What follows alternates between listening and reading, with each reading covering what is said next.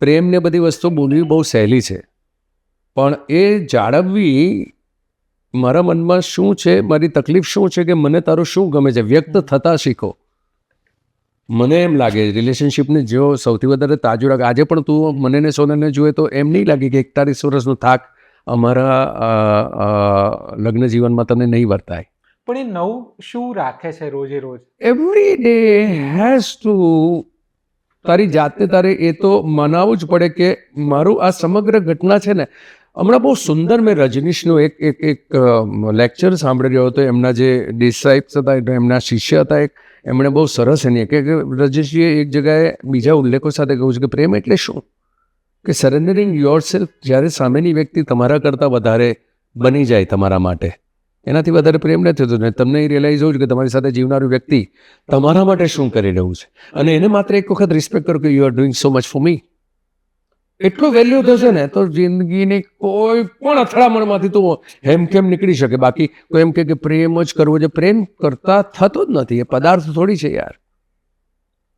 પ્રેમ તો એ સતત, if you value each other, તમે એકબીજાને રિસ્પેક્ટ આપો, ટ્રાન્સપરન્ટ રહો, અને ભૂલ થઈ હોય ને તો એક ક્ષણે રિયલાઇઝ થાય, એક ક્ષણે તમારા ઈગો વચ્ચે ના લાવો કે મારે હમણાં નથી કહેવું. નહીં.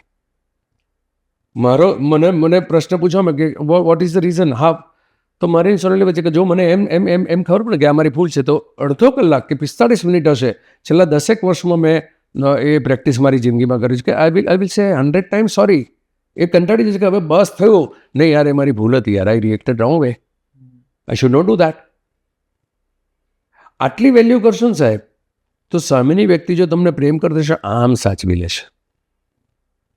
આટલું જ શીખ્યો છું, સામે માણસની વેલ્યુ કરો, બસ એ માણસ તમને તને ને મને જોઈએ શું લ્યા. હમણાં આપણે બેઠા છીએ, તું આટલા પ્રેમથી મારી સાથે વાત કરે છે, હું તારી સાથે પ્રેમથી વાત કરું, એટલું જ જોઈએ છે ને, તો મને આટલો રિસ્પેક્ટ આપજે. એટલો જ રિસ્પેક્ટ એમ થાય ને કે યાર he respect, he loved. That is only thing life is. એમાં લગ્ન જીવનને આપણે બહુ જુદા બોક્સમાં બેસાડવાના પ્રયત્ન, કશું જ જુદું નથી યાર, કશું જ જુદું નથી. તમને એક વ્યક્તિ ગમી ગયો, એની સાથે જીવવું છે, તો જીવતા સાથે રોજ તમારે એ સંબંધને જીવતો રાખવાનો છે. તો એને ઘરમાં એક નાનો છોડ રાખે, તો છોડને બી આપણે જોઈએ કે 2 ડાળી સુકાઈ છે, તો એ શું રીઝન છે? વધારે પાણી છે કે જરા તડકામાં છે? આપણે ફેરવીએ છીએ ને, આપણે આપણી વ્યક્તિઓને ચૂકી જઈએ છીએ. આપણે દુનિયા આખીને એડજસ્ટ થઈએ છીએ, આપણે આપણી વ્યક્તિને નથી જોતા.